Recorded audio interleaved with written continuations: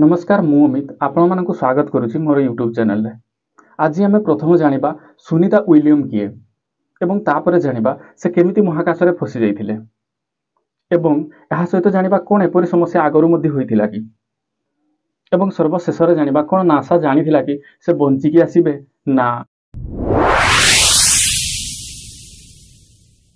चलंतु आज्ञा डेरी न करी वीडियो भितर को जीवा। तो मु प्रथमे आपनको जणेबी सुनीता किए।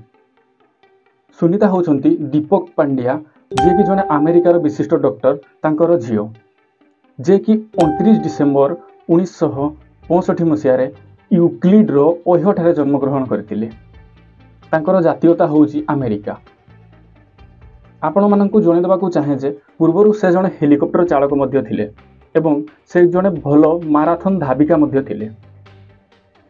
से नासा द्वारा 1998 मसीह रे महाकाश यात्री भाव में योग्य विवेचित होइथिले। तांकर महाकाश रे बिताइथिबा समय होउची 321 दिन 17 घंटा 15 मिनिट। से विभिन्न मिशन रे मध्ये योगदान करथिले जेमिति कि MTS 116, अभियान 14, अभियान 15 एवं STS 117। चलंतु जानिबा से केमिति महाकाश रे फसी जाइथिले एवं केउथि पाई। 5 जून 2024 मसीहा सुनीता विलियम एवं बुच विल्मर स्टारलाइनर स्पेसक्राफ्ट द्वारा महाकाश यात्रा आरंभ करथिले एवं किछि समय पर स्पेसक्राफ्ट उड़ीबा समय रे ही जेतेबेले स्पेसक्राफ्ट ISS पाखकू पहुंचीबा को लागिथिला एथिरे विभिन्न समस्या सृष्टि होइथिला जेमिति कि स्टारलाइनर रो 5टी थ्रोट्स बंद हो जाइथिला। आपण मानकु मु जणे देबाकू चाहे जे थ्रोट्स रो काम होची विमान को दिग देखाइबा। एहा पर जान रे हीलियम मध्ये सरीबा को लागिथिला। आपण मानकु एहा भी जणे देउछि जे हीलियम होउची जानर इंजिन रे इंधन को प्रवाहित करिथाए जेउथि पय तांकर फेरिबा प्लान बंद हो जाइथिला। चलंतु एबे जानिबा कोन एपरि समस्या आगरु मध्ये होइतिला कि मु आपण मानकु जणे देबाकू चाहे जे एहा प्रथम घटना होई नथिला बोइंग एयरलाइनर रो। कारण 2019 रे मध्ये स्टारलाइनर स्पेस स्टेशन पाखकू जाइथिला किंतु किछिटा सॉफ्टवेयर त्रुटि जोगु से पूरा पाखकू जाई न पारी अधा रास्ता रु फेरि आसीथिला।